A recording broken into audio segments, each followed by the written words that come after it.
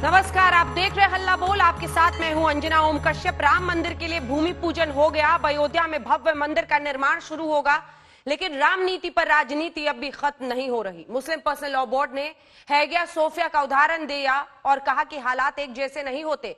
उधर असदुद्दीन ओवैसी ने एक बार फिर कहा कि पीएम मोदी को अयोध्या नहीं जाना चाहिए था। यह रिपोर्ट, फिर चर्चा की शुरुआत। सियावर रामचंद्र की, सियावर रामचंद्र की जय। सिया राम।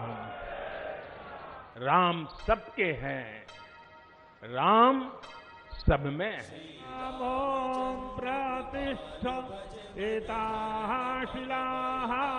जैसे 12:44 और 8 सेकंड हुए, प्रधानमंत्री नरेंद्र मोदी ने 5 शताब्दियों के इंतजार को राम भक्तों के लिए खत्म कर दिया।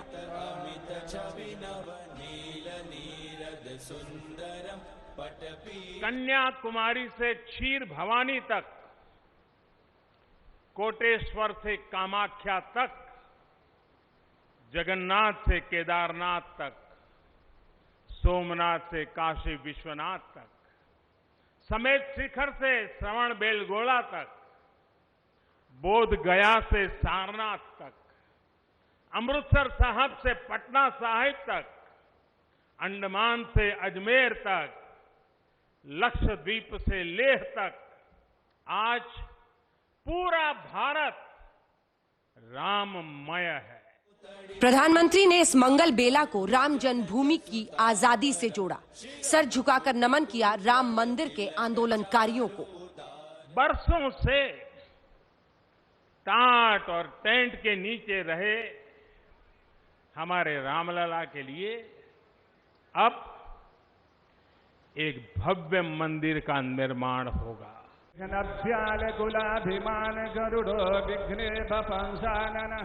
आज सुबह प्रधानमंत्री सबसे पहले अयोध्या पहुंचे तो उनका स्वागत यूपी के मुख्यमंत्री योगी आदित्यनाथ ने किया। सबसे पहले प्रधानमंत्री मोदी हनुमान गढ़ी गए और संकट मोचक का आशीर्वाद लिया। आरती के बाद परिक्रमा की। आनंद कंद कौशल चंद दशरथ नंदन। यहां आने से पहले मैंने हनुमान गढ़ी का दर्शन किया। राम के सब काम हनुमान ही तो करते हैं। राम के आदर्शों की कलयुग में रक्षा करने की जिम्मेदारी भी हनुमान जी की ही है। हनुमान जी के आशीर्वाद से श्री राम मंदिर भूमि पूजन का आयोजन शुरू हुआ है।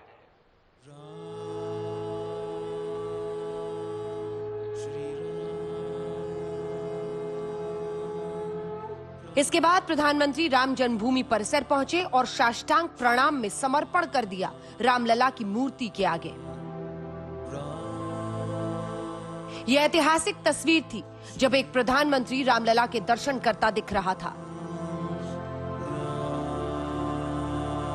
यहां भी पूजा के बाद वो परिक्रमा करते नजर आए। प्रधानमंत्री ने देश के इतिहास की मर्यादा को सर्वोच्च बताया। इसी मर्यादा का अनुभव हमने तब भी किया था जब मानवीय सर्वोच्च न्यायालय ने अपना ऐतिहासिक फैसला सुनाया था। हमने तब भी देखा था कि कैसे सभी देशवासियों ने शांति के साथ सभी की भावनाओं का ध्यान रखते हुए व्यवहार किया था। प्रधानमंत्री फिर राम जन्मभूमि पूजा के उस मंगल घड़ी की तरफ बढ़े जिसका देश इंतजार कर रहा था। देखिए प्रधानमंत्री महोदय, उनके साथ पूजा में मुख्यमंत्री योगी आदित्यनाथ, राज्यपाल आनंदीबेन पटेल और संघ प्रमुख मोहन भागवत भी मौजूद थे। देश भर से आई 9 शिलाओं को स्थापित किया गया। राम मंदिर की नींव रखी गई।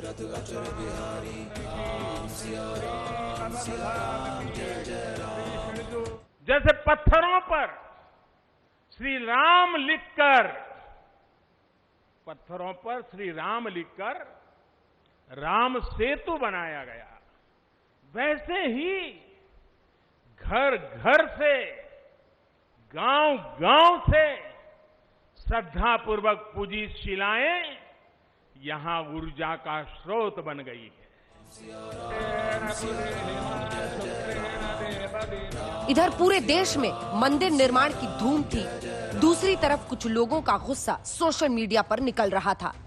All India Muslim personal law board ने ट्वीट किया, बाबरी मस्जिद थी और हमेशा रहेगी। हम लोगों के लिए हैगिया सोफिया एक बड़ा उदाहरण है। अवैध, क्रूर, शर्मनाक और बहुसंख्यक तुष्टीकरण वाले फैसले की मदद से जमीन पर कब्जा कर लेने से हकीकत नहीं बदल जाती। किसी को निराश होने की जरूरत नहीं है, हालात हमेशा एक जैसे नहीं होते। दूसरी तरफ AIMIM के प्रमुख असदुद्दीन ओवैसी ने फिर मस्जिद की दुहाई दी। हमारा काम इंसाफ के लिए लड़ना है। ये बाबरी मस्जिद की लड़ाई इंसाफ की लड़ाई है, ये कोई मुसलमानों की लड़ाई नहीं है। ये भारत के संविधान को बचाने की लड़ाई है, ये भारत इंडिया की रूह को बचाने की लड़ाई है और ये जद्दोजहद हमको जारी रखना पड़ेगा। हालांकि प्रधानमंत्री ने बिना किसी का नाम बोले कुछ जवाब दिए, प्रभु राम के मूल्यों को सर्वोपरि बताया। और भाइयों बहनों, ये भी श्री राम की नीति है और वो क्या है? भय बिनु होई न प्रीति।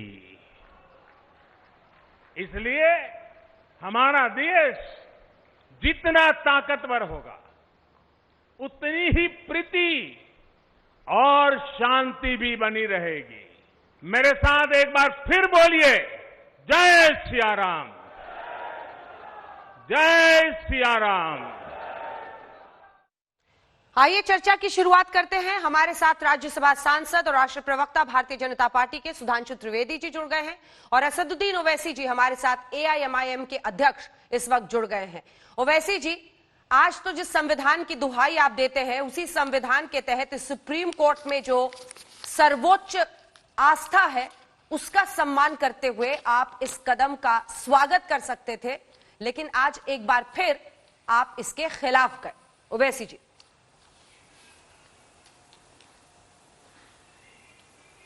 मैडम, अगर मैं खिलाफ गया तो फिर आप किसी से कह दीजिए कि मैं सुप्रीम कोर्ट का कंटेम्प्ट किया हूं। मैंने सुप्रीम कोर्ट का कंटेम्प्ट ना कभी किया है ना कभी करूंगा। जब बात कंटेम्प्ट की आप कर रहे हैं तो आप ये भी जान लीजिए कि बाबरी मस्जिद को शहीद होकर कितने साल गुजर गए, अभी तक सुप्रीम कोर्ट में वो कंटेम्प्ट पिटीशन पेंडिंग है और उम्मीद करते हैं कि सुप्रीम कोर्ट जल्द से जल्द उस कंटेम्प्ट पिटीशन की सुनवाई करेगा। मैं शुरू से इस बात को कह रहा हूं कि सुप्रीम कोर्ट का फैसला आखिरी जरूर है, हम सुप्रीम कोर्ट के फैसले को रिस्पेक्ट करते हैं, मगर हम उससे मुत्तफिक नहीं है। अब रहा सवाल आज प्रधानमंत्री का उस फंक्शन में जाना, मैंने 2 प्रोग्राम आपके साथ किए और मैंने हमेशा उस बात को दोहराया कि बेहतर होता कि संविधान की दुहाई तो प्रधानमंत्री दे रहे हैं, मगर संविधान उनसे इस बात का डिमांड करता है कि वो किसी एक मजहब के ना हो जाएं। आज प्रधानमंत्री ने वहां पर जाकर साफ तौर से पूरे देश को बता दिया कि वो सिर्फ एक मजहब के हैं, एक ही मजहब की आइडियोलॉजी को प्रमोट करेंगे। वहां पर भूमि पूजन में हिस्सा लेकर प्रधानमंत्री ने हिंदू राष्ट्र की बुनियाद भी डाल दी वहां पर। और सबसे बड़ी अफसोस की बात तो यह कि कोई प्रधानमंत्री के उस बयान पर कोई ऑब्जेक्शन नहीं ले रहा है कि प्रधानमंत्री आज अगस्त 5 को अगस्त 15 से मिला रहे हैं। कितनी बड़ी तौहीन प्रधानमंत्री ने कर दी देश के उन फ्रीडम फाइटर्स के ताल्लुक से। तमाम लोगों ने मिलकर तो 200 साल के अंग्रेजों की गुलामी के बाद इस देश को आजाद करवाया था और प्रधानमंत्री ने यह जुर्रत कर दी कि 15 अगस्त को 5 अगस्त से मिला दिया। प्रधानमंत्री कैसे कह सकते हैं कि एक मंदिर इस देश का सिंबल है? ना इस देश का सिंबल ना मस्जिद है, ना मंदिर है, ना गिरजाघर है। इस देश का सिंबल इसका भाईचारागी है, इस देश का सिंबल इसका सेकुलरिज्म है, ये इस देश का सिंबल है।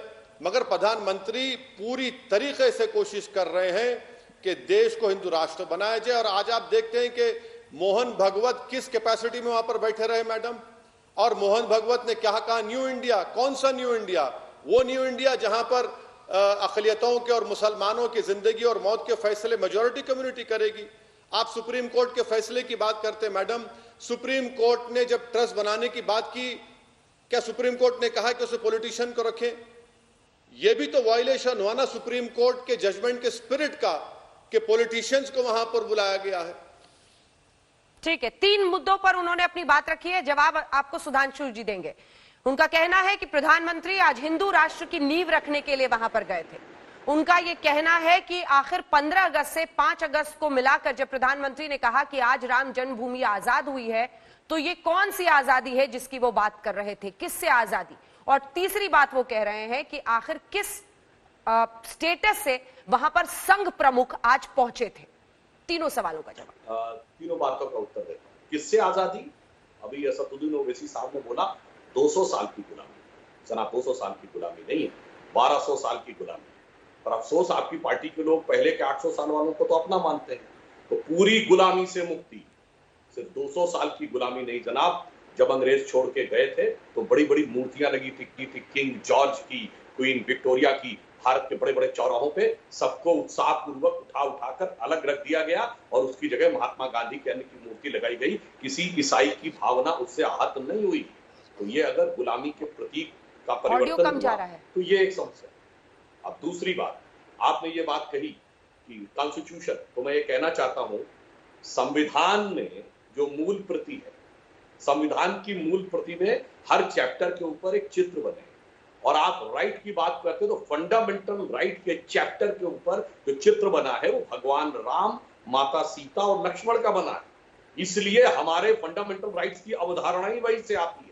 इसीलिए राष्ट्रपिता महात्मा गांधी की समाधि पर भी हे राम लिखा है और उनका पॉलिटिकल विजन भी राम राज्य था। जब उन्होंने स्वराज की बात कही 1930, नवजीवन अखबार कांग्रेस का, जिसमें उन्होंने संपादकीय लिखा स्वराज और राम राज्य, यानी जब हमें आजादी मिलेगी तो राम राज्य से ही आएगी। तो राम सारे आदर्शों के प्रेरणा स्रोत, राम संविधान के अधिकारों के प्रेरणा स्रोत। और उसके बाद भी अगर आपको यह नजर आता है, चलिए मैंने एक बार आपको मान लिया, आपने कैसे कहा कि साहब वो कम्युनल है।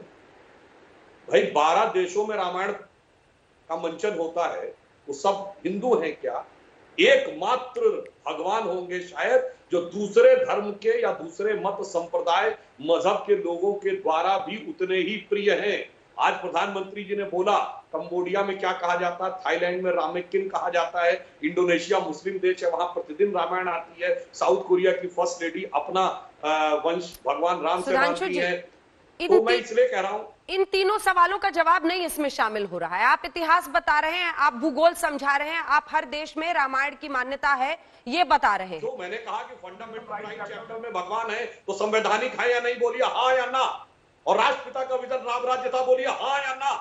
राष्ट्रपिता की समाधि पर राम लिखा, बोलिए हाँ या ना। तो राम सांप्रदायिक है, पूछिए ओवैसी जी से हाँ या ना। ओवैसी जी। सुधांशु जी, आप सबसे पढ़े लिखे जानकार इंटेलेक्चुअल हैं बीजेपी में, सिर्फ आप ही हैं। मैं आपसे पूछ रहा हूं कि जब नाथुराम गोडसे ने गांधी को गोली मारी तो गांधी ने कहा था है राम, और गोडसे के साथ सावरकर भी इस कॉन्स्पिरेसी में शामिल थे, जिसको जस्टिस कपूर कमीशन ने बताया कि सावरकर भी गांधी के कत्ल में को कॉन्स्पिरेटर थे। सुधांशु जी, जब गांधी ने हे राम कहा और मारने वाले के साथ सावरकर, आपकी सावरकर से कितनी मोहब्बत है मैं जानता हूं। दूसरा बात सुधांशु जी, आपने उठाया कि संविधान जो पहली किताब बनाई गई थी उसमें राम सीता की तस्वीर है, बिल्कुल सही है। सुधांशु जी, आप ये क्यों भूल जाते हैं कि उसी किताब में टीपू सुल्तान की तस्वीर है, अकबर की तस्वीर है, गौतम बुद्ध की तस्वीर है, गुरु नानक की है।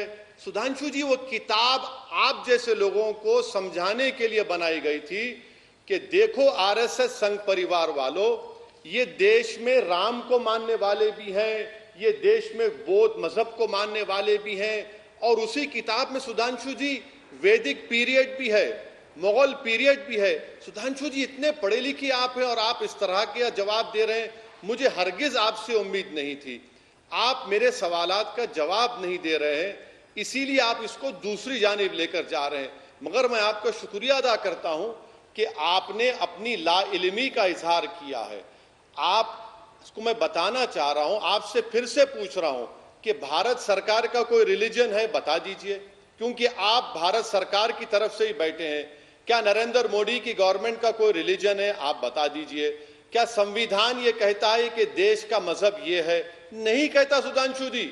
और आप गांधी की बात करते हैं, मैं आपसे गुजारिश करूंगा कि गांधी और के मुंशी की गुफ्तगू को पढ़ लीजिए गुफ्तगू को। सुधांशु जी। हाँ, मैं बताता हूं ओवैसी साहब, भारत की सरकारों का रिलीजन रहा है। और बताता हूं, हिंदू राष्ट्र तो नहीं, आंशिक मुस्लिम राष्ट्र तो ये है।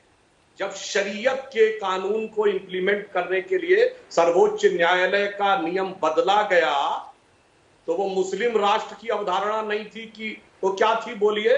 तब कोई एक शब्द निकला था सेक्युलरिज्म के चैंपियनों के मुंह से कि उस औरत को 80 रुपया नहीं मिलना चाहिए, चूंकि धार्मिक मामला है। तो वो शरीयत का लॉ किसने लागू किया? भारत की संसद ने। यस, आवाज। 4 बीवी का नियम किसने रखा? मुस्लिम पर्सनल लॉ बोर्ड अडॉप्ट किया भारत की संसद ने। अब बोलिए जनाब। और भारत के प्रधानमंत्री स्वर्गीय नरसिम्हा राव ने कांग्रेस में प्रस्ताव पारित करके कहा, तथाकथित बाबरी मस्जिद हम फिर बनाएंगे। जहां तक मेरी जानकारी है, इस्लामी मान्यता के अनुसार गैर मुस्लिम नहीं बना सकता। काफिर को हक नहीं है मस्जिद तामील करने का, मगर मुलायम सिंह यादव ने भी कहा था कि हम मस्जिद बनवाएंगे। अब ये मजहब नहीं दिख रहा था आपको, ये तो मुस्लिम राष्ट्र के अंश दिख रहे थे। बस यही समस्या है। हिंदू राष्ट्र का एक हवा, अरे साहब जनाब ये समझिए, हिंदू राष्ट्र का एक हवा और मुस्लिम राष्ट्र साक्षात दिख रहा है। ये क्या था? ये धर्म नहीं था तो और क्या था मान्यवर? वो कह रहे हैं इसलिए मैं कहता हूं, ठीक है, वो कह रहे हैं ओवैसी साहब कि आंशिक मुस्लिम राष्ट्र रहा, मुस्लिम तुष्टीकरण इस हद तक हुआ, शाहबानो का केस उन्होंने कोर्ट किया, और तब किसी भी सेक्युलरिज्म के चैंपियन ने ये बात नहीं की कि कैसे सब कुछ पलट दिया गया इस देश की संसद द्वारा, जो कोर्ट ने कहा था। तब किसी को नहीं समझ में आया। वो कह रहे हैं मुस्लिम तुष्टीकरण की वजह से, शरीयत का नियम लागू करने के लिए पलटा जी, वो कह रहे हैं मुस्लिम तुष्टीकरण होता रहा तो सब कुछ ठीक था, सेक्युलर था देश। आज जब कोर्ट के फैसले के आधार पर मंदिर बन रहा है तो आपको लग रहा है, सबको लग रहा है कि ये तो अनर्थ हो रहा है। मैडम आपका शुक्रिया कि आपने उनका सवाल दोहरा दिया, क्योंकि सुधांशु साहब की बात बिल्कुल मुझे आ नहीं रही थी जी। सुधांशु जी, जहां तक मुस्लिम पर्सनल लॉ कानून का मामला है, वो तो हमारे कानून का हिस्सा है ना, वो तो हमारे कानून का हिस्सा है, वो इंडियन लॉ है। आप उस पर क्या करना चाहेंगे, बता दीजिए आप। हमने उसको लॉ माना। आप बात करते हैं शाहबानों की। सुधांशु जी, शाहबानों का जो उसके बाद जो कानून बनाया गया, उसको सुप्रीम कोर्ट ने एक जजमेंट में उस कानून को माना। सुधांशु जी, आप आज बड़े तैयारी करके नहीं आए हैं। आप 1200 साल की गुलामी करते। सुधांशु जी, आप मैथ्स में इतना वीक क्यों है? अगर आप, चलिए आपकी बात को मान लेता हूं, भाई मुसलमानों ने जो मुगल थे, जो खिलजीज थे, भाई वो 450 साल थे सुधांशु जी। अब आप बताइए कि फिर जो बचे 600 साल हैं, 550 साल है, वो कहां गए? सुधांशु जी, क्या आप ये भी कह रहे हैं कि आप उसको गुलामी का पीरियड मारते? जब बौद्ध मजहब के लोग थे, जैन मजहब के लोग थे, उसको भी गुलामी मानते हैं आप? ये पहली मर्तबा मालूम हो रहा है। और सुधांशु जी, आप एक बात, आप पढ़ के क्यों नहीं आए आज? आप समझ में नहीं आ रहा कि आप इतनी हवाई बातें कर रहे हैं जिनका हकीकत से कोई ताल्लुक ही नहीं है। सुधांशु जी, अरे ओवैसी साहब, हवाई बात मैं कर रहा हूं या आप? मुस्लिम पर्सनल लॉ बोर्ड कब बना था? 1970 कि संविधान में था मुस्लिम पर्सनल लॉ बोर्ड। आपने मान लिया ना कि कानून में शरीयत है, तो मेरी बात साबित कर दी। आंशिक मुस्लिम राष्ट्र था, और संविधान में जब सेक्युलरिज्म की बात आई तो अब आइए पढ़ के बात करिए। संविधान सभा ने सेक्युलर शब्द स्वीकार किया था? नहीं।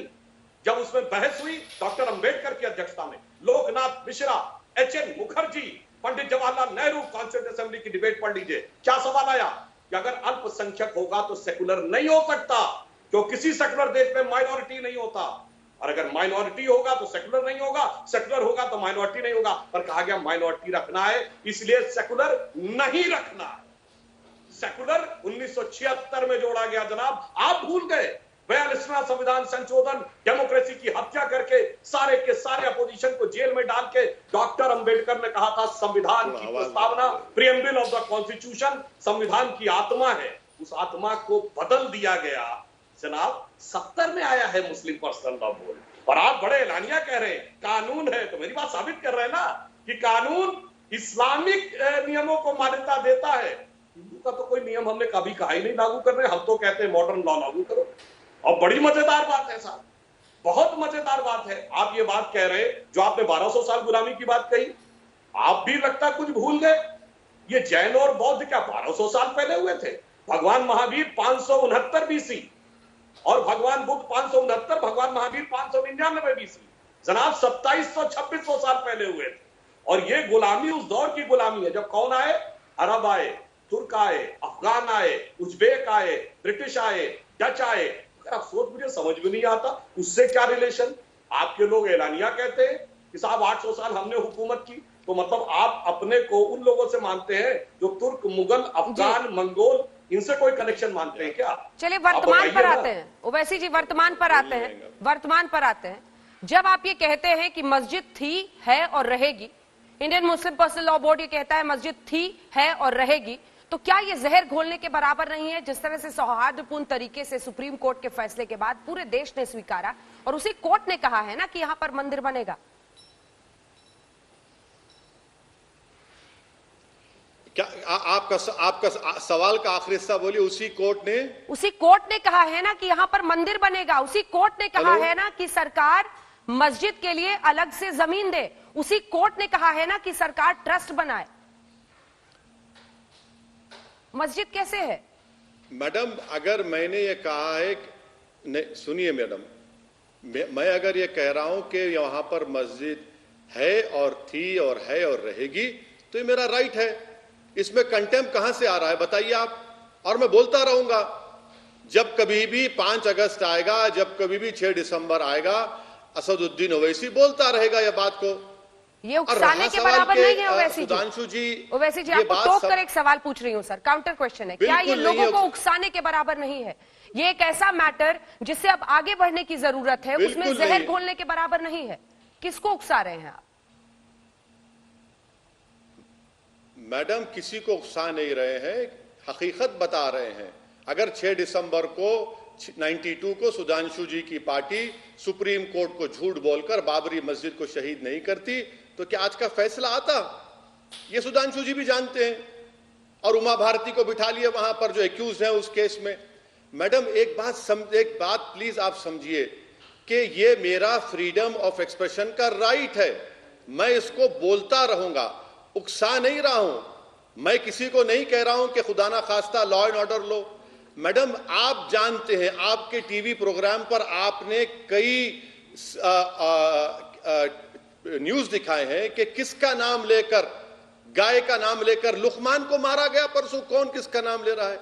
और सुधांशु जी को मैं फिर से समझा रहा हूं, बड़ी इज्जत के साथ उनको समझा रहा हूं कि सुधांशु जी, मुस्लिम पर्सनल लॉ बोर्ड एक सोसाइटी एक्ट में रजिस्टर हुआ, मगर मुस्लिम पर्सनल लॉ है अभी कानून में भारत के। वो शरीयत, आप शरीयत को समझते नहीं है सुधांशु जी, आप शरीयत कहे जा रहे हैं। सुधांशु जी, जैसा हिंदू मैरिज एक्ट है वही सिविल मैटर्स में ये भी है। क्या आप हिंदू मैरिज एक्ट को खत्म कर देंगे? आप बताइए, हिंदू मैरिज एक्ट है नहीं है? क्या आप ये नहीं जानते सुधांशु जी कि हिंदू अनडिवाइडेड फैमिली एक्ट है? उसके बारे में आपकी राय क्या है? मैं आपसे बताने की कोशिश कर रहा हूं कि आपके पार्टी और प्रधानमंत्री ने आज वहां पर जाकर इस बात का सबूत दिया कि उनका मजहब, उनका रिलीजन सब पर सुपर इंपोज करेंगे। प्रधानमंत्री ने 5 अगस्त को 15 अगस्त से जोड़ दिया, आप उस पर कुछ कहना नहीं चाहते। सुधांशु जी, मोहन भागवत वहां पर किस कैपेसिटी में बैठे? यही वो आरएसएस है जिसने विश्व हिंदू परिषद को 1960s में बनाकर राम जन्मभूमि की बात की। उससे पहले तो ना मालविया ने बात की, उससे पहले तो ना के मुंशी ने बात की। सुप्रीम कोर्ट का फैसला है, आखिरी फैसला हम रेस्पेक्ट करते हैं, मगर अगर मैं उससे मुत्तफिक नहीं हूं तो कोई कंटेम्प्ट नहीं कर रहा हूं। क्या सुधांशु जी की सरकार जाकर सुप्रीम कोर्ट से कहेगी कि जो कंटेम्प्ट पिटीशन इतने बरसों से सुप्रीम कोर्ट में पेंडिंग है, क्या उस पर सुनवाई होगी? सुनवाई करवाइए ना, क्यों नहीं करवाते कंटेम्प्ट पिटीशन पर सुनवाई? आप सुधांशु जी जवाब दीजिए। और संघ प्रमुख पर ये दूसरी तीसरी बार वो सवाल पूछ रहे हैं, उसका भी जवाब दीजिएगा। किसका? किस चीज का? संघ प्रमुख किस कैपेसिटी में वहां बैठे? संघ प्रमुख बता रहा हूं, था। मैं बता रहा हूं, संघ प्रमुख इसलिए वहां थे कि भारत का सबसे बड़ा संगठन यदि आज की डेट में कोई है किसी भी क्षेत्र में, मैं अंजना जी कई बार बोल चुका हूं, वनवासी क्षेत्र में सबसे बड़ा वनवासी कल्याण आश्रम, दलित क्षेत्रों में सबसे बड़ा सेवा भारती, विश्वविद्यालयों में सबसे बड़ा विद्या भारती, विद्यार्थी परिषद सबसे बड़ा धार्मिक संगठन विश्व हिंदू परिषद, और जितने भी अनुषांगिक संगठन हैं, अगर आप देखें वर्ल्ड में कोई एक संगठन नहीं जिसके 30,000 स्कूल हो, वो सब संघ के हैं। तो संघ इस समय सामाजिक जीवन के सबसे बड़े संगठन के रूप में है, तो सामाजिक प्रतिनिधित्व के रूप में था, उसमें क्या समस्या की बात है? इसलिए राम मंदिर के भूमि पूजन में बैठे सुधांशु जी, इसलिए क्योंकि वो सबसे बड़ा संगठन है और वो इसलिए कि वो सबसे तमाम बड़ा वनवासी इलाकों में काम करते हैं। सबसे पहले राम जन्मभूमि का समर्थन किया था। इनसे पूछिए कि जब आपने स्वतंत्रता आंदोलन में स्वतंत्रता संग्राम सेनानियों को पेंशन दी थी तो सबको दे दी थी क्या? सिर्फ उन्हीं को दी थी ना जो स्वतंत्रता लड़े थे। आप कह रहे हैं कि जो लड़े नहीं थे बल्कि उल्टा खड़े थे, मतलब जो अंग्रेजों के पिट्ठू थे उनको भी स्वतंत्रता संग्राम सेनानी का पेंशन दिया गया था क्या? अब ये सवाल किया गया था कि ये क्यों आके बैठे हैं, ये बताइए ना। महात्मा गांधी के पास पूरी कैबिनेट गई थी, महात्मा गांधी न राष्ट्रपति न प्रधानमंत्री थे, न कांग्रेस के अध्यक्ष थे, न कैबिनेट के सदस्य थे। प्रेरणा के स्रोत थे, संघ प्रेरणा का स्रोत है। अब मैं दूसरी बात कहता हूं, जो इन्होंने कहा कि मस्जिद थी, तो मैं पूरी विनम्रता से कहता हूं ओवैसी जी से कि अगर उनको इस बात का दुख है कि कोई धार्मिक स्थल, वैसे टेक्निकली मस्जिद धार्मिक स्थल नहीं होता है, अगर फिर भी उसको लगता है कि उनको लगता है धार्मिक स्थल टूटने से हमें दुख है, तो वो कहें कि जितने भी मंदिर कश्मीर में तोड़े गए थे वो रेस्टोर करवाएंगे। उसके लिए भी बोला होता।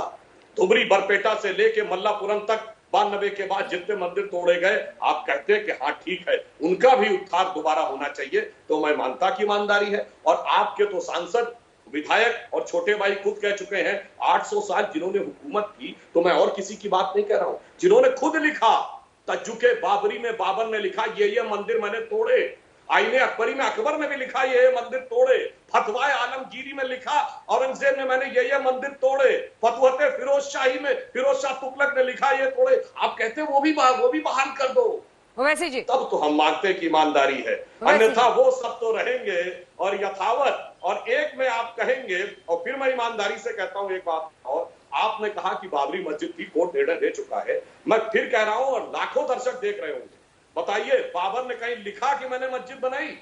उसने तमाम चीजें लिखी, अपने तजुके बाबरी में लिखा नहीं, हुमायूं नामा में उल्लेख है नहीं, आईने अकबरी में उल्लेख है नहीं, जहांगीर नामा में नहीं, फतवाए आलमगीरी से आता है।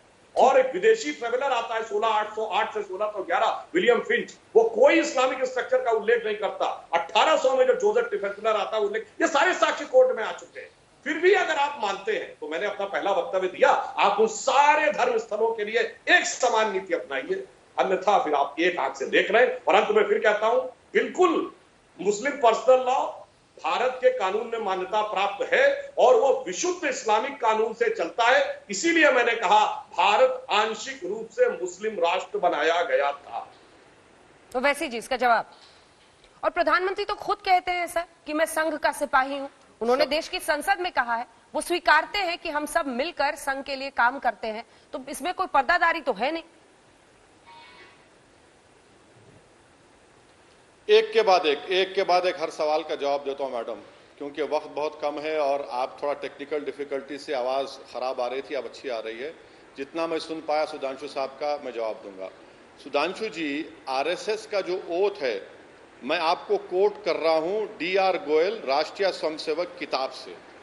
क्या आप जब आरएसएस का ओथ लेते हैं तो आप उसमें नहीं कहते कि मैं हिंदू रिलीजन के लिए काम करूंगा, हिंदू सोसाइटी के लिए काम करूंगा, हिंदू कल्चर के लिए काम करूंगा? क्या ये भारत का संविधान क्या ये कहता है? ये क्या भारत के संविधान में हिंदू रिलीजन की बात है, इस्लाम रिलीजन की बात है? अगर प्रधानमंत्री ये कहते हैं कि मैं आरएसएस का स्वयंसेवकी हूं, इस देश का प्रधानमंत्री नहीं हूं, तो प्रधानमंत्री अपने ओथ का वायलेशन कर रहे हैं। प्रधानमंत्री अपने ओथ का वायलेशन कर रहे हैं और वो कह रहे हैं कि भाई इस देश का एक ही मजहब है जो मेरा मजहब है। अब रहा सवाल सुधांशु जी, आप वो तमाम मिसालें दिए, मेरे को एक सवाल का जवाब दीजिए सुधांशु जी, क्या आप काशी मथुरा को भूल चुके हैं? क्या आपके लोग काशी मथुरा के मसले को नहीं उठाएंगे? क्या आप ही के साधु संत ऑर्गेनाइजेशन ने बाबरी मस्जिद के इस जजमेंट के बाद सुप्रीम कोर्ट में केस नहीं डाला कि 1991 एक्ट जो है उसको खत्म करिए, वो सेकुलरिज्म के खिलाफ है, जिसको सुप्रीम कोर्ट ने कहा है कि इसका बेसिक स्ट्रक्चर से ताल्लुक है।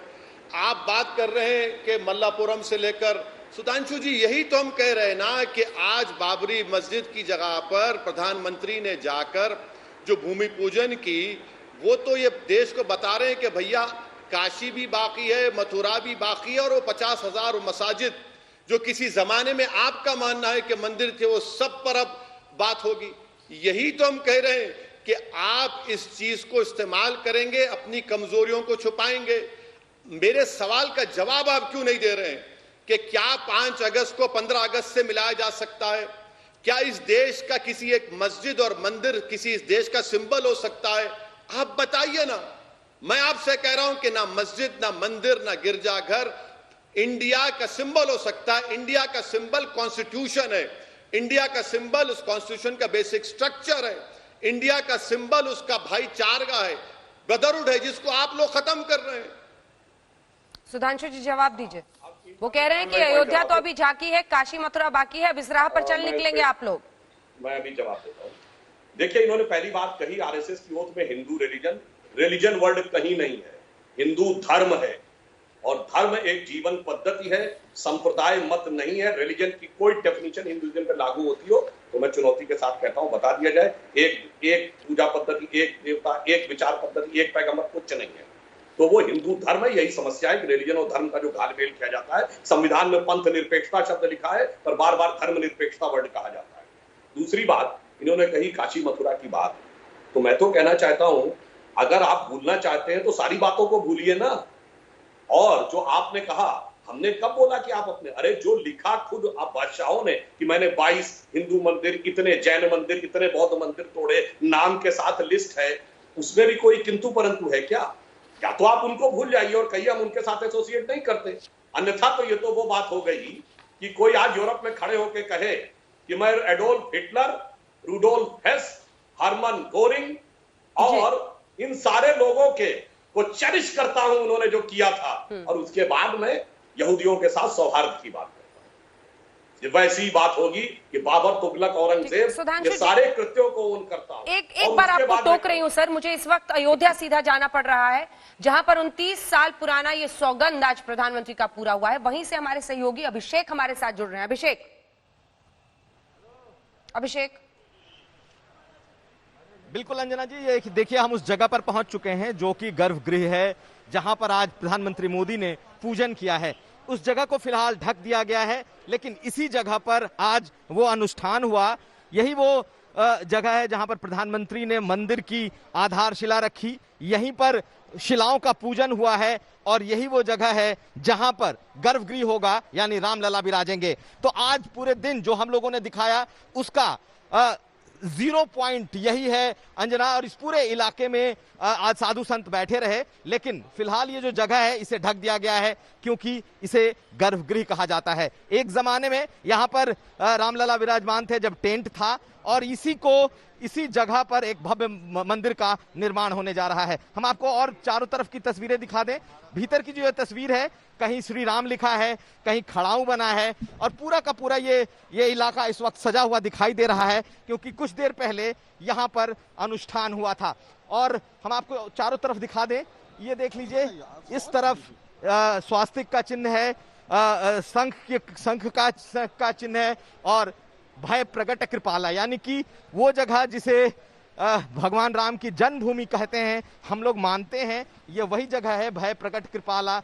और इसी जगह पर प्रधानमंत्री ने आज पूजा की है। यानी कि जब कल से मंदिर का निर्माण शुरू होगा तो कहा यह जाता है कि गर्भगृह का निर्माण सबसे पहले होगा, क्योंकि रामलला को वहां शिफ्ट किया जाना है। एक बार फिर हम आपको आखिर में दिखाते हैं कि ये वही जगह है जहां पर गर्भगृह है। यानी कि पहली बार हम लोग भी देख पा रहे हैं कि आखिरकार वो गर्भगृह कौन सी जगह है, क्या थी, क्योंकि अब तक हम लोग इसे दूर से ही देखते रहे हैं। अंजना जी, एक बार फिर से बहस का रुख करते हैं, वापस चलते हैं। धन्यवाद आपका अभिषेक। अंदर से मौजूद वहीं पर जहां पर भूमि पूजन हुआ है हमारे सहयोगी मौजूद थे, और हमारे साथ सुधांशु जी और ओवैसी जी बने हुए हैं। सुधांशु जी देखिए, जो बार बार वो सवाल पूछ रहे हैं उनमें ये उनका कहना है कि यहां से एक नए इतिहास की शुरुआत होगी जिसमें हिंदुओं का वर्चस्व और जो बहुसंख्यक राजनीति में इस तरह की सफलता के बाद शायद और भी उसका असर पड़े और अन्य धर्मों पर उसका दबाव बनेगा, ये उनकी आशंका है, ये वो जाहिर कर रहे हैं अपनी बात से। देखिए, इन्होंने जो बात कही बिल्कुल नई राजनीति की शुरुआत होगी, क्योंकि भगवान राम का चरित्र विश्व में एकदम एक नई राजनीति का प्रतीक है। उन्होंने लंका पर विजय प्राप्त करने के बाद न उसका अधिग्रहण किया था, न वहां अपना कोई नियुक्ति बैठाला था, व्यक्ति बैठाला था, न उसका कन्वर्जन किया। इसलिए भारत दुनिया का एकमात्र बड़ा देश है जिसने न इन्वेजन किया, न कन्वर्जन किया, न एनेक्सेशन किया। ये एक नया स्वरूप शुरू होगा और वहां पर सारे लोग बराबर थे। ये तो हुआ जियोपॉलिटिक्स।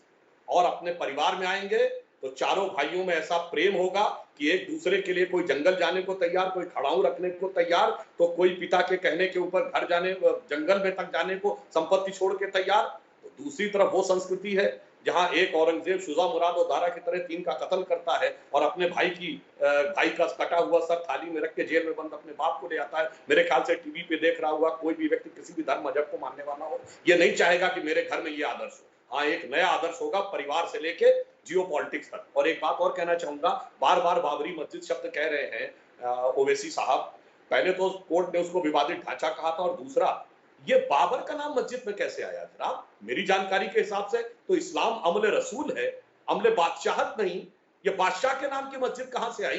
तो यहां से मामला मजहबी नहीं सियासी हो जाता है। और दूसरी बात मैं ईमानदारी से पूछना चाहता हूं, मुस्लिम सुन्नी वक्फ बोर्ड ने हाजिया सोफिया का जिक्र किया है। पहले वो चर्च था, फिर मस्जिद था, फिर म्यूजियम था, वापस मस्जिद बना दिया गया। ओवैसी साहब से पूछिए कि वो म्यूजियम पहले मस्जिद था, उसको दोबारा मस्जिद बनाना गलत मानते हैं क्या? और अगर गलत मानते हैं तो बाबरी मस्जिद वाली बात जायज है, और अगर सही मानते हैं तो इनकी बात खुद ब खुद ना जायज।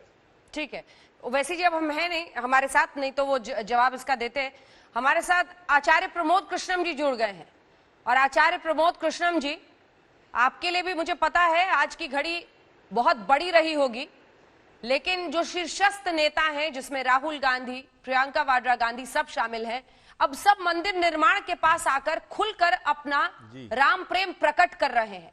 तो देश ये पूछना चाहता है कि इतने दशकों तक किसी ने क्यों नहीं अपनी आवाज उठाई?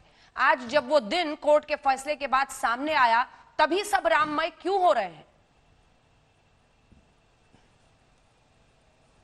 देखिए, मैं बहुत देर से ओवैसी साहब को भी सुन रहा था, सुधांशु त्रिवेदी जी को भी सुन रहा था। अंजना जी, आपका धन्यवाद कि आप आधे घंटे बाद मेरे पास आई हैं। पहले तो आपके चैनल के माध्यम से, आज तक के माध्यम से देश के करोड़ों लोगों को मैं आज इस दिन की बधाई देता हूं, पूरे मुल्क को मुबारकबाद देता हूं। अब मैं, सुधांशु जी ने 3-4 बातें कहीं। इन्होंने कहा कि साहब भगवान राम के मंदिर इंडोनेशिया में भी हैं। इन्होंने कहा गांधी की समाधि पे हे राम लिखा हुआ। इन्होंने कहा भारत के संविधान में जो पन्ने हैं उन पर राम का चित्र अंकित है। तो भाई इसमें बीजेपी की क्या भूमिका है? अगर संविधान में राम का चित्र अंकित है तो ये तो भगवान राम का देश है ही। अगर इंडोनेशिया में मंदिर हैं भगवान राम के तो बीजेपी की भूमिका क्या है? अगर गांधी की समाधि पे हे राम लिखा तो उसमें आपकी भूमिका क्या है? अंजना जी, मसला ये है कि भगवान राम पर कोई सवाल नहीं है, ना भगवान राम पर कोई सवाल कर सकता है, ना भगवान राम का कोई विरोध कर सकता है। विरोध है इस बात का कि भगवान राम सिर्फ भाजपा के हैं और भगवान राम सिर्फ हमारे हैं, और भगवान राम पे जो कब्जा किया जा रहा, विरोध उस बात का है। और ये विरोध होता रहेगा, ये विरोध होता रहेगा। भारतीय जनता पार्टी को सूट करते हैं ओवैसी साहब को सूट करती है बीजेपी। मुझे आप बताइएगा कि सुधांशु त्रिवेदी जी मेरे सवाल ये का चाहते जवाब हैं नहीं इनकी दिया सर पार्टी आपने। कि इनकी पार्टी ये चाहती है। आचार्य जी, नहीं, मैं दूंगा, राहुल गांधी पे भी मैं आऊंगा ना, मैं आऊंगा। आप भारतीय जनता पार्टी के तमाम नेताओं से ओवैसी साहब का फेस ऑफ कराते हैं, मुठभेड़ कराते हैं। कभी सलमान खुर्शीद का क्यों नहीं कराते? कभी फारूक अब्दुल्ला, आप बोलिए सलमान खुर्शीद साहब को वो आ जाए। आप बोलिए सलमान खुर्शीद साहब को कभी क्यों नहीं कराते? क्योंकि ये वो तो टाइम ही बहुत कम देते हैं। हम लोग हमेशा अर्जी करते हैं। आज भी हमने कांग्रेस के गेस्ट के लिए कहा था, आज भी वो इस बहस में नहीं शामिल होना चाह रहे थे, वरना आ जाते। और जिस तरह से प्रियंका वाड्रा पर सीधा, मैं एक बात कह रहा हूं, प्रियंका वाड्रा पर सीधा कहा था बीते दिन ही उन्होंने, असदुद्दीन ओवैसी ने, आ जाते कांग्रेस की कोई तरफ से कोई भी प्रवक्ता, नेता, बड़े से बड़े, उनको जवाब देते, पर तैयार ही नहीं हुए सर। चलिए अंजना जी, अगर आपने उन्हें संपर्क किया और वो नहीं किसी वजह से आ पाए तो फिर आएंगे, ये आपका धन्यवाद। लेकिन मैं अपनी बात को कंप्लीट करना चाहता हूं। मैं ये कहना चाहता हूं, बीजेपी ये चाहती है कि ओवैसी और उनकी पार्टी हिंदुओं को गाली दे और ओवैसी ये चाहते हैं कि बीजेपी और इनके तमाम सपोर्टिंग संगठन मुसलमानों को गाली दे, एक हिंदू की बात करे, एक मुसलमान की बात करे। अरे भाई, हिंदुस्तान की बात कौन करेगा? और जो हिंदुस्तान की बात करेगा उसे बीजेपी कहेगी ये हिंदू विरोधी हैं, और वो ओवैसी की पार्टी वाले कहेंगे ये मुसलमान विरोधी हैं। ये हिंदुस्तान बचेगा कैसे? हिंदुस्तान रहेगा कैसे? क्या राम के जो बीजेपी में लोग नहीं है और राम के नहीं है? कौन बचाएगा? नहीं, क्या जो भाजपा में नहीं है, चारों शंकराचार्यों को आप इनवाइट नहीं करते? आप चारों शंकराचार्यों को इनवाइट नहीं करते? अब देखिए, आप अपना गोल पोस्ट ही बदल रहे हैं सर। कभी कहते हैं कांग्रेस को नहीं इनवाइट करते, सलमान खुर्शीद को नहीं करते, कभी कह रहे हैं आप शंकराचार्य को नहीं इनवाइट करते। तो हमारा गेस्ट लिस्ट तो आप नहीं बताएंगे सर, हमने आपको बुलाया है। मैंने ये नहीं कहा सलमान खुर्शीद को राम मंदिर के समारोह में इनवाइट करो। नहीं अंजना जी, मैंने ये नहीं कहा। मैंने ये कहा कि कभी आप सुधांशु जी से सलमान खुर्शीद से बहस क्यों नहीं कराते? सलमान खुर्शीद जी वो हिंदुओं को गाली नहीं देंगे तो बीजेपी का काम नहीं होगा। जो हिंदुओं को गाली देगा बीजेपी का काम होगा। हमने कांग्रेस पार्टी की तरफ से हर दिन गेस्ट मांगा है, हर दिन गेस्ट मांगा है। बीते दिन राजीव त्यागी आए थे। मैं आप पे इल्जाम नहीं लगा रहा अंजना जी, मैं इल्जाम आप पे नहीं लगा रहा। मैं सुधांशु जी से पूछना चाहता हूं, इन्हें सूट करता है ओवैसी और ओवैसी साहब की पार्टी? इन्हें हर वो मुसलमान सूट करता है जो हिंदुओं को गाली दे, और ओवैसी साहब को हर वो हिंदू सूट करता है जो मुसलमानों को गाली दे। इस देश को सुधांशु जी, रही बात राहुल गांधी की, रही बात प्रियंका गांधी की, दोनों ने समर्थन किया राम मंदिर का। कांग्रेस का कोई नेता बताओ जिसने ये कहा हो कि हम राम मंदिर के विरोध में? एक तो बताओ सुधांशु जी, एक नेता बताओ सुधांशु जी। मुहूर्त में तो कई लोगों को खोट नजर आया था। कल भी सबके थे, कल भी सबके होंगे। मुहूर्त में तो सर कई लोगों को खोट नजर आया था, लेकिन एक बार मोहम्मद अदीब साहब के पास चलते हैं। वो विषय अलग है। All India Muslim personal law board के एक ही साथ सुधांशु जी जवाब दीजिएगा। अदीब साहब, जब एक वक्त पर कोर्ट के फैसले के बाद सौहार्दपूर्ण वातावरण में देश में राम जन्मभूमि की आज पूजा हो गई, उसके बाद ये जहर उगलने की क्या जरूरत है भड़काने के लिए? जब आपकी तरफ से स्टेटमेंट जारी किया गया है सोशल मीडिया पर कि मस्जिद थी, है और रहेगी, ये उकसाना नहीं है तो क्या है?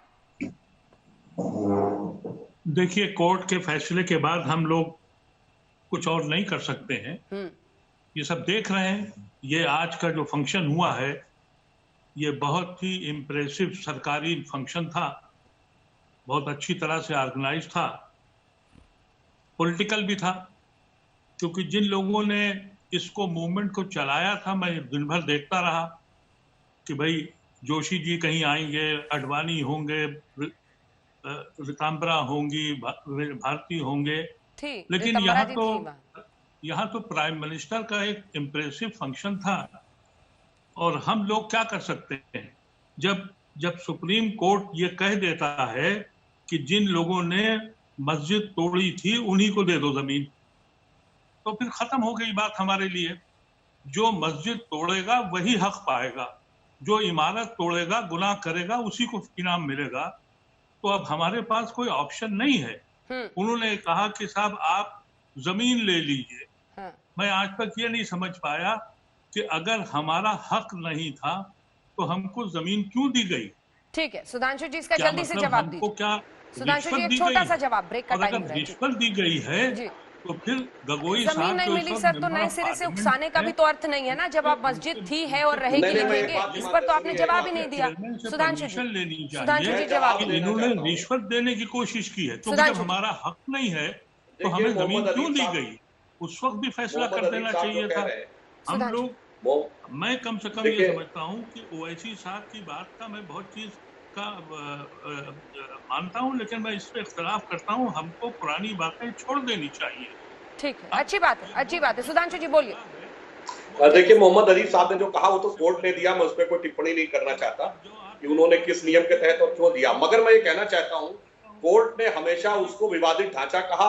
आप बाबरी मस्जिद कह रहे हैं, और अगर आप कह भी रहे तो बाबरी मस्जिद केस में सबसे पहले जो FIR दर्ज है अंग्रेजों के जमाने में, उसमें मस्जिद जन्म स्थान लिखा है। तो किसका जन्म स्थान थी मस्जिद, वो बता दीजिए। और 22-23 दिसंबर 1949 से 6 दिसंबर 1992, 43 साल वहां मूर्तियां रख के पूजा हो रही थी। क्या जो बुत खाना है जहां मूर्तियां रख के पूजा हो रही, उसे आप मस्जिद कह सकते हैं इस्लामी मान्यता के अनुसार? चूंकि मुस्लिम, आप इस्लामिक विषयों के जानकार हैं, तो आप मुझे। आज मंगल बेला में प्रधानमंत्री नरेंद्र मोदी ने राम मंदिर की नींव की ईंट रख दी। भूमि पूजन के बाद भी लेकिन सियासत जारी है। राम नीति पर राजनीति क्यों? इसी पर आप देख रहे थे हल्ला बोल, देखते रहिए आज तक।